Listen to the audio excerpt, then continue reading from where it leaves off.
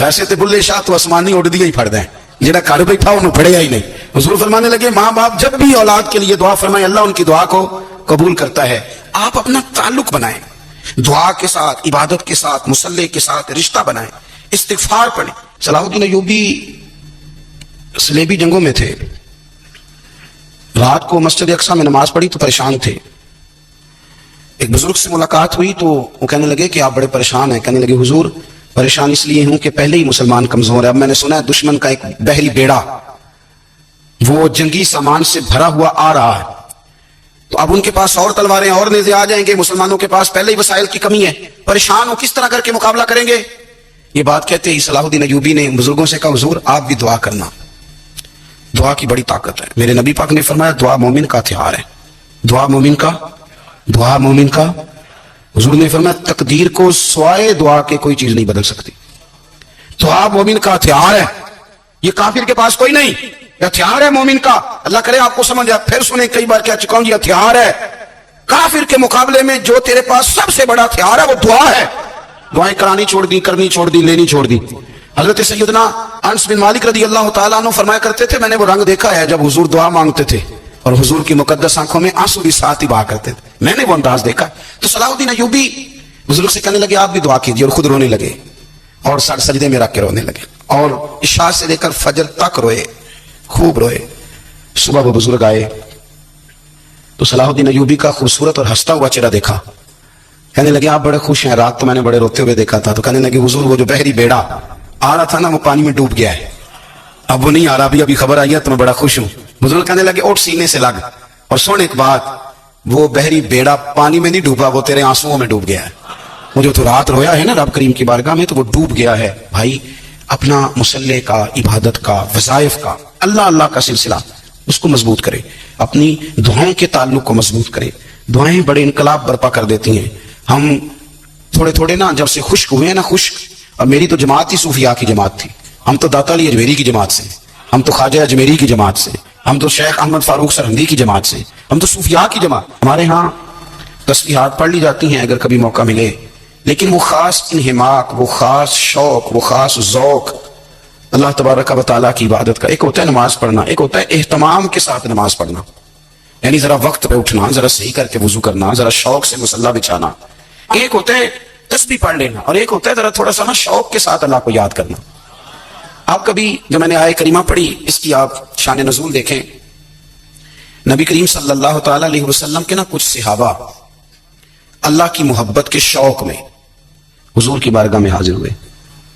انہوں نے آ کے عرض پتہ کیا کیا، عرض کرنے لگے یا رسول اللہ صلی اللہ تعالی علیہ وسلم سالوں بیت گئے ہیں سجدے کرتے ہوئے، حضور سالوں بیت گئے ہیں تسبیح پڑھتے ہوئے، سالوں بیت گئے کہتے ہوئے کہ سبحان اللہ وہ پاک ہے، ہمیں سالوں بیت گئے یہ کہتے ہوئے کہ اللہ اکبر وہی سب سے بڑا ہے، سالوں بیت گئے کہتے ہوئے کہ الحمدللہ ساری تعریفیں اللہ کے لیے، سالوں بیت گئے اس کی تسبیح کرتے، تحلیل کرتے، تکبیر کہتے۔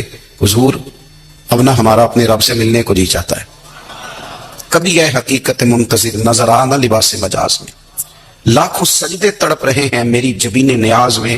اور اقبال کہنے لگے کہ تیرے عشق کی انتہا چاہتا ہوں، تو میری سادگی دیکھ کیا چاہتا ہوں، میرا ذرا سا تو دل ہے مگر شوق اتنا، میں وہی لن ترانی سنا چاہتا ہوں۔ میرا بھی دل کرتا ہے کہ اللہ میں تجھے کہوں میں تجھے دیکھنا چاہتا ہوں، جس طرح حضرت موسیٰ کلیم علیہ السلام نے کہا تھا، اور تو مجھے کہے کہ لن ترانی تو نہیں دیکھ سکتا، ذرا سا تو دل ہے مگر شوق اتنا، میں بھی وہی لن ترانی سنا چاہتا ہوں۔ پھر کہنے لگے بھری بزم میں راز کی بات کہہ دی، بڑا بے ادب ہوں سزا چاہتا ہوں۔ دیکھو سب لوگوں کے بیچ ہی میں نے یہ کہہ دیا۔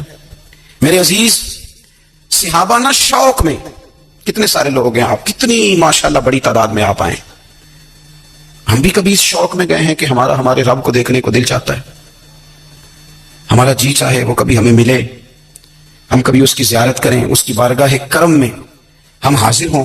صحابہ نے عرض کیا یا رسول اللہ صلی اللہ تعالی وسلم ہمارا رب کہاں ہے، ہمارا نا اپنے رب کو دیکھنے کو جی چاہتا ہے۔ جب صحابہ نے یہ عرض کیا تو اللہ نے قرآن مجید نازل کیا، فرمایا وَإِذَا سَأَلَكَ عِبَادِي عَنِّي فَإِنِّي قَرِيبٌ، محبوب جب میرے بندے آپ کی بارگاہ میں آ کے میرے بارے میں پوچھے نا تو ان سے کہہ دینا میں ان کے قریب ہی ہوں، قریب ہی ہوں۔ دلیل کیا ہے بھائی؟ اذا دعان یہ جب بھی مجھ سے دعا مانگیں گے میں ان کی دعاؤں کو قبول فرماؤں گا. میں ان کے قریب ہوں, میں ان کے قریب ہوں. یہ جب بھی دعا مانگیں گے نا میں قبول کروں گا, میں ان کے قریب ہوں. اللہ تبارک و تعالیٰ کے بندے اللہ سے محبت کرتے, رب کی بارگاہ میں جھکتے, اس کو اپنے دکھ سناتے, اس کے پیارے محبوب صلی اللہ تعالیٰ علیہ وسلم کا وسیلہ لے کے اس کے حضور حاضر ہو جاتے, پیشانیاں سجدوں سے روشن ہوتی. ہم نا ہر چیز کے لیے وقت نکالتے ہیں, ہر چیز کے لیے, لیکن عبادت کے لیے وقت نہیں نکالتے. ہر شے آباد ہے, ہر شے. ہماری فیس بک بھی آباد ہے, واٹس ایپ بھی آباد ہے, ہمارے ٹویٹر بھی آباد ہیں, ہماری ہر چیز آباد ہے. سب سے کم آباد ہمارا مصلی رہ گیا ہے, سب سے کم. وہ لوگ اب ڈھونڈنے سے ملتے ہیں جن کی بغل میں مصلی ہوتا تھا. میرے بھائی, آپ کتنا کو دنیا کے پیچھے بھاگو گے تھکا دے گی, کتنا دولت کے پیچھے بھاگو گے تھکا دے. آپ جب اپنی زندگی میں جمع تفریق کرو گے نا تو مرتے وقت احساس ہوگا کہ سارا کچھ تو لوگوں کے لیے کیا, اپنے لیے تو کر ہی کچھ نہیں سکے. اور ہم عبادت کے معاملے میں بہانے بازی بھی کرتے ہیں.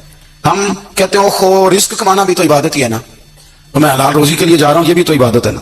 میری طرح کے لوگ کہہ دیتے ہیں کہ میں سویرے اٹھ کے مدرسے میں کچھ اسباق دیکھتا ہوں تو یہ بھی تو عبادت ہے. میں بیان کرنے کے لیے مطالعہ کرتا ہوں تو یہ بھی تو عبادت ہے نا. اتنے لمبے سفر کر کے ملک میں دنیا میں گھومتا ہوں تو یہ بھی تو میں عبادت ہی کر رہا ہوں. اب اسپیشل نفلوں کے لیے وقت کس طرح نکلے, اسپیشل کر کے تسبیح میں کیسے چلاؤں, میں سارا کچھ ہم بہانے بنا لیتے ہیں نا. میرا سوال یہ ہے کہ یہ ساری باتیں صحابہ کو, نبی کریم کو, دیگر لوگوں کو بھی تو پتہ تھی نا. لیکن آپ غور تو کریں, 23 سال حضور کو وقت ملا, مختصر وقت ظاہراً تبلیغ کرنے کے لیے. پوری دنیا میں دین بھی پھیلانا ہے. گھر میں 11 ازواج ہیں, 4 بیٹیاں ہیں, ان کی اولادیں, سارے کام کاج بھی دیکھنے ہیں. لیکن سیدہ طیبہ طاہرہ حضرت عائشہ صدیقہ رضی اللہ تعالیٰ عنہ فرماتی ہیں سارا دن تبلیغ کرتے, ہر غلام کے دکھ سنتے, گھر میں آتے تو اپنے گھر والوں کا خیال کرتے, کام میں ہمارا ہاتھ بٹاتے. قربان جاؤں, کہتی ہیں زمانہ سارا سو جاتا لیکن آمنہ کے لال مصلی بچھا لیتے. دنیا سو گئی, ساری سب سو گئے.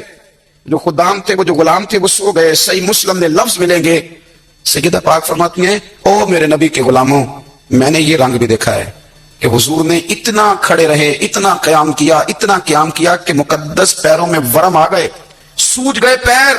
اتنے بڑے دل پہ ہاتھ رکھ کے نہیں بتا سکتا کہ میرے کبھی نماز میں پیر سوج گئے, کوئی نہیں بتا سکتا. بچوں کی روٹی کماتے تھک گئے, بات الگ ہے. ہم سیر کرنے گئے تو تھک گئے, بات الگ ہے. لیکن عبادت میں یہ بھی تو مسلم شریف ہے نا, یہ بھی تو دین ہے نا, یہ بھی تو حضور کی سنت ہے, یہ بھی تو وہ چیز ہے جو کریم کی آنکھوں کی ٹھنڈک ہے. سیدہ فرماتی ہیں پیروں میں ورم آ گئے اور ساری رات ہی حضور نے نماز پڑھی اور ایک ہی آیت بار بار دہرائی. مسجد نبوی میں بلال حبشی نے فجر کی اذان دے دی اور حضور ابھی مصلی پہ تھے. کریم فارغ ہوئے, میں نے عرض کی یا رسول اللہ صلی اللہ علیہ وسلم, آپ کے تو صدقے اللہ اگلے پچھلوں کے گناہ معاف کرے گا, تو آپ اتنی آہوزاری کیوں فرماتے ہیں؟ آپ تو شفیع ہیں, آپ تو انبیاء کے امام ہیں. حضور نے فرمایا عائشہ تم نے گنوایا ہے نا میرے اللہ کی مجھ پر کتنی رحمت ہے. افلا اکونا عبدا شکورا, فرمایا اگر اس نے اتنی نعمتیں دی ہیں تو کیا میں اس کا شکر گزار بندہ نہ بنوں, میں شکر گزار بندہ نہ بنوں اس کا؟ پھر اگر اتنی نعمتیں اس نے دی ہیں, مجھے اتنا نوازا ہے, تو پھر میں اس کے سامنے سجدے نہ کروں؟ او میرے بھائی, بڑے قابل فخر لوگ ہیں ہم کہ ہم نبی پاک کے غلام ہیں. بھائیو, جب انسان کا رشتہ اپنے مالک کے ساتھ ہوتا ہے پھر تو غم بھی کچھ نہیں کہتے, پریشانیاں بھی کچھ نہیں کہتی, پھر تو زندگی صبر والی, پھر تو زندگی توکل والی, پھر تو زندگی بھروسے والی. پھر انسان اپنے آپ کو رسوا نہیں کرتا, دنیا داروں سے امیدیں اس کی ختم ہو جاتی, امیدیں اللہ رسول سے لگا لیتا ہے, مضبوط ہو جاتا ہے, مضبوط طاقتور ہو جاتا ہے, خوددار ہو جاتا ہے, باوقار باعزت ہو جاتا ہے. حضرت بہلول دانا رحمۃ اللہ علیہ بیٹھے تھے تو ہارون رشید حج کر کے آ رہا تھا, تو رستے میں حضرت شیخ سے ملاقات ہو گئی تو السلام علیکم کے بعد کہنے لگا حضور کوئی حکم ہو تو بتائیے گا. تو حضرت بہلول دانا فرمانے لگے تیرا رب کون ہے؟ اس نے کہا اللہ. تو فرمایا میرا کون ہے؟ کہا اللہ. فرمانے لگے تو بڑی بیوقوف ہے, کیا تو یہ سمجھتا ہے کہ رب ہارون رشید کو تو دے گا اور بہلول دانا کو بھول جائے گا؟ تیرا بھی وہی رب ہے, میرا بھی وہی رب ہے. اس نے اگر تجھے دے کے آزمایا ہے تو ہو سکتا ہے مجھے نہ دے کے آزما رہا ہو. جب اس کی حکمت کے تقاضے ہوں گے تو عطا کرے گا اور دے گا. تو جا اپنا کام کر. بھائی اپنی روحانی زندگی, اپنی عبادات, اپنے وظائف, اپنے روزمرہ کے معاملات, اپنی دعائیں, اپنا استغفار. دیکھو مشکل کام تو نہیں 2 رکوع ہیں سورہ واقعہ کی اگر رات کو پڑھ لی جائے تو. میں کس طرح یہ بات بیان کروں کہ تعویذ بانٹنا آسان ہے اور وظیفہ بتانا مشکل ہے. سارا دن تعویذ بانٹیں تو لوگ لینے کو تیار ہیں, اور اگر آپ وظیفہ بتائیں تو کہتے ہیں تو مشکل کام ہے. او خدا کے بندے, اگر آپ کا تعلق قرآن پاک کے ساتھ مضبوط ہو, قرآن پاک کے ساتھ اگر آپ کا رشتہ ہو, لوگ سفارشیں ڈھونڈتے ہیں نا دنیا میں کوئی تعلق مل جائے تو میرا کام ہو جائے. دنیا میں اتنا مشکل معاملہ ہے, آخرت میں مجھے بتائیے گا کتنا مشکل معاملہ ہوگا. میرے نبی پاک صلی اللہ تعالی علیہ وسلم نے فرمایا جو لوگ سورہ ملک پڑھا کرتے تھے نا، سورہ ملک، یہ سورت ملک قیامت میں ان کی سفارش کرے گی، اور اس طرح کرے گی کہ کہے گی اے اللہ یہاں اس بندے کو جنت میں داخل کر دے یا مجھے قرآن پاک سے علیحدہ کر دے، تو رب فرمائے گا جا اس کا دامن تھام کے اسے جنت تک پہنچایا۔ آپ بات کو سمجھیں، جب آپ کے تعلقات اپنے معاملات کے ساتھ مضبوط ہوں گے، یہ نبی کریم نے وعدہ کیا ہے کہ تو سورت واقعہ پڑھ تیرے گھر میں فاقہ نہیں آئے گا۔ حضرت عبداللہ ابن مسعود رضی اللہ تعالیٰ عنہ بیمار تھے تو حضرت عثمان غنی رضی اللہ تعالیٰ عنہ تیمارداری کے لیے تشریف لے گئے اور جا کر کے کہا کہ آپ بڑے بیمار ہیں، آپ کی بیٹیاں زیادہ ہیں، میں چاہتا ہوں کہ خزانے میں سے کچھ مدد کروں۔ تو سیدنا عبداللہ ابن مسعود رضی اللہ تعالیٰ عنہ اٹھ کے بیٹھ گئے، کہنے لگے امیر المومنین، اللہ آپ کو میری طرف سے، میری بیٹیوں کی طرف سے بہتر صلہ دے، میری بیٹیوں کو کسی خزانے کی ضرورت نہیں، میں نے انہیں خزانہ دے دیا ہے۔ کہا جناب آپ نے کون سا خزانہ دیا ہے، میں آپ کے مالی معاملات کو جانتا ہوں۔ تو فرمانے لگے امیر المومنین، میرے نبی کریم نے فرمایا ہے جو سورت واقعہ پڑھے اسے کبھی فاقہ نہیں آتا، میں نے بیٹیوں کو یاد کرا دی ہے، یہ خزانہ میں نے انہیں دے دیا ہے۔ وہ سارے والدین سنیں جو بیٹیوں کے لیے پریشان رہتے ہیں، حضرت عبداللہ ابن مسعود نصیحت کر رہے ہیں، فرمانے لگے میں نے سورت واقعہ یاد بھی کرا دی ہے، پڑھنے کی عادت بھی ڈال دی ہے۔ حضور نے فرمایا ہے جو سورت واقعہ پڑھے اسے فاقہ نہیں آتا۔ کہنے لگے چاند تو اپنی جگہ چھوڑ سکتا ہے، سورج گر سکتا ہے، تارے ٹوٹ سکتے ہیں، پر مدینے والے رسول کی بات غلط نہیں ہو سکتی۔ حضور نے فرمایا فاقہ نہیں آئے گا تو انشاءاللہ کبھی بھی نہیں آئے گا۔ کرنے کا کام یہ ہے کہ ہم اپنی معاملات، اپنی عبادات، اپنی دعائیں، کبھی 10 منٹ عادت ہو جائے نا دعا مانگنے کی علیحدہ سے رات کو۔ بھائیو آپ خیال رکھیں گے، غور کریں گے، حضرت عبداللہ بن عمر رضی اللہ تعالیٰ عنہ کے بارے میں پوچھا تو سیدہ فرماتی ہیں کہ نبی کریم صلی اللہ تعالیٰ علیہ وسلم نے زیر لب مسکرائے اور فرمایا حفصہ تیرا بھائی ہے تو اچھا، لیکن میں نے سنا ہے کہ عشاء کی نماز پڑھتا ہے تو فجر تک سویا ہی رہتا ہے۔ او نوجوانوں، 10 بجے تک سونے کی بات نہیں ہوئی، 9 بجے تک سونے کی بات نہیں ہوئی، 11 بجے اٹھنے کی بات نہیں۔ حضور فرمانے لگے میں نے سنا ہے کہ عشاء کی نماز پڑھ کے سو جاتا ہے اور فجر تک سویا ہی رہتا ہے، اسے چاہیے کہ تہجد کے وقت اٹھا کرے، اللہ کی بارگاہ میں حاضر ہوا کرے، آہوزاری کرے، سجدے کرے، عبادت کرے، اٹھتا ہے اور فجر میں جا کے اٹھتا ہے۔ حضرت جناب حفصہ رضی اللہ تعالیٰ عنہ کہتی ہے میں نے جناب عبداللہ ابن عمر کو پیغام دیا اور میں نے کہا میرے جوان بھائی سن، نبی پاک نے فرمایا ہے تو اچھا پر تہجد میں نہیں اٹھتا، نفل نہیں پڑھتا۔ او میری ملت کے جوانوں، مزہ نہیں آ جاتا جب ساری دنیا سوئی ہو، ساری دنیا، اور بستر بھی گرم ہو اور نیند بھی پورا غلبہ کر رہی ہو، اور اچانک گھنٹی بجے دماغ میں، آنکھ کھلے، گھڑی پہ نظر پڑے، 3:30 4 بجے کا پیغام گھڑی بتائے، اور کوئی چڑھتی جوانی والا اٹھ کے وضو کرے، اور جب وہ مصلی کھول کے بچھائے تو مدینے والے محبوب کہتے ہیں کہ ہر نماز پہ رب ثواب دیتا ہے، اور جو اٹھ کے تہجد کی نماز پڑھے اسے دیکھ کے تو رب مسکراتا ہے، جو اس کی شان کے لائق ہے، جو اس کی شان کے لائق، وہ مسکراتا ہے، خوش ہوتا ہے کہ میرا بندہ تہجد میں اٹھ گیا، وہ مسکراتا ہے۔ کاش ہماری صبحیں کبھی اپنے مالک کے نام ہو جائیں، کاش کے صبح۔ حضرت ابو الحسن رحمۃ اللہ تعالیٰ علیہ حضرت معاذ ابن جبل رضی اللہ تعالیٰ عنہ کے پاس بیٹھا کرتے تھے، فرماتے ہیں ان سے جو پیار بڑھا تو پھر میرا مصلی سے بھی بڑھ گیا۔ تابعی ہیں، فرماتے ہیں صحابی رسول سے محبت ہوئی تو ذکر سے بھی ہو گئی، پھر درود شریف سے بھی ہو گئی، محبت ان سے بڑھی تو پھر اللہ نے مسجد کا پیار بھی بڑھا دیا۔ آپ فرماتے ہیں کہ میری ہر وقت طبیعت چاہتی تھی کہ بس اللہ اللہ کروں، بس اللہ اللہ کروں، بس نہ میں ذرا تھوڑی جان چھڑاؤں لوگوں سے، 10 منٹ ملے تو میں کچھ 4 نفل پڑھ لوں، میں تھوڑا سا نہ بچوں لوگوں سے، اور مجھے تسبیح ملے تو میں نہ کچھ 400-500 دفعہ استغفار پڑھوں، سبحان اللہ، الحمدللہ، اللہ اکبر، لا حول ولا قوت الا باللہ، میں نہ تسبیحات پڑھوں۔ فرماتے ہیں کہ بچے تھے گھر میں 6-7، غربت تھی، کام ملتا کوئی نہیں تھا، اور میں کام چور نہیں تھا، کام ڈھونڈتا تھا، پر اللہ کی قدرت کے کام نہیں ملتا تھا۔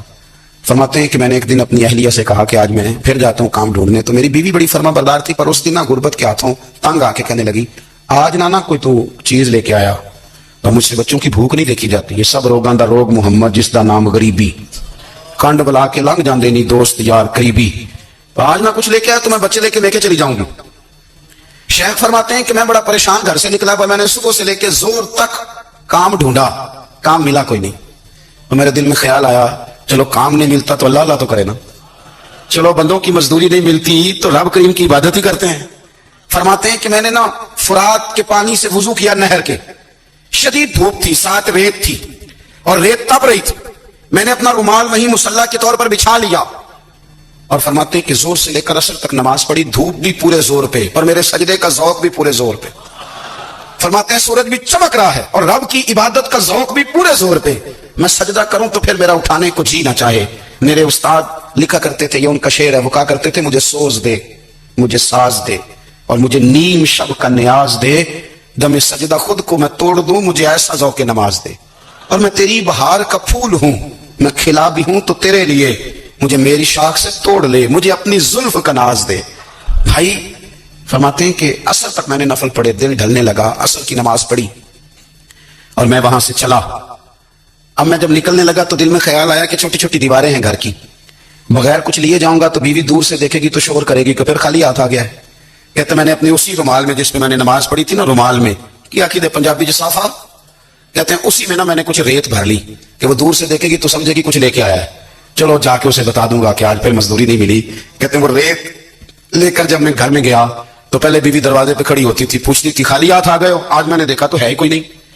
فرماتے ہیں میں اندر داخل ہوا، سلام لیے، کونے میں نے وہ رومال رکھ دیا اور میں نے آواز دی کہ بھلی مانس کہاں ہو؟ تو وہ کہنے لگی آپ منہ ہاتھ دھو لیں، میں روٹی لے کے آئی۔ میں نے کہا روٹی کہاں سے آ گئی؟ یہاں تو کئی دنوں کے فاقے ہیں، تو کئی دنوں کی غربت ہے، یہاں تو اس گھر میں تو فقیری ہے۔ فرماتے ہیں کہ وہ روٹی لے کے آئی اور اس وقت کی جو موجودہ نعمتیں تھی، سمجھ لیں سلاد، اچار، ہر چیز ساتھ لائی۔ میں نے کہا کہ بچے کہاں گئے؟ کہنے لگی وہ کھانا کھا کے کھیلنے گئے، آپ کھانا کھا لیں آ جاتے۔ کھانا اس نے چن دیا۔ میں نے حیرت انگیز لہجے میں ساری نعمتیں اپنے دسترخوان پہ دیکھ کر کے بیوی سے پوچھا یہ کہاں سے آیا کھانا؟ بچوں کو تو نے کہاں سے کھانا کھلایا؟ یہ سارا کچھ کیسا ہے؟ تو کہنے لگی پتہ نہیں آج آپ کس کریم کی مزدوری کرنے چلے گئے تھے، پتہ نہیں کس کریم کی، میرے گھر میں تو اتنی نعمتیں آئی ہیں کہ مجھ سے سنبھالی نہیں جا رہی، اتنا اناج ہے، اتنا گندم ہے، کس کریم کے دروازے آج چلے گئے تھے؟ یہ کہتے کہتے وہ اٹھی اور اٹھ کر کے کہنے لگی پہلے بڑا کچھ آیا تھا، اب کیا لے آئے ہو؟ اور جا کر کے نا اس نے وہ ریت والا رومال کھولا، کہنے لگے میں تو لے کے آیا تھا ریت، تو میرے رب نے اسے بھی سونے اور ہیرے بنا دیا تھا۔ جب آپ کی توجہ اللہ کی جانب، میرے نبی پاک صلی اللہ تعالی علیہ وسلم نے فرمایا ہر چیز اپنے رب سے مانگ، ہر چیز مانگ، ہر چیز مانگ۔ یا رسول اللہ کیا کچھ؟ میرے محبوب نے فرمایا تیرے گھر میں نمک بھی ختم ہو جائے تو وہ بھی اپنے رب سے مانگا کر، تو مانگنا وہ تجھے دے گا، تو اس کی بارگاہ میں کشکول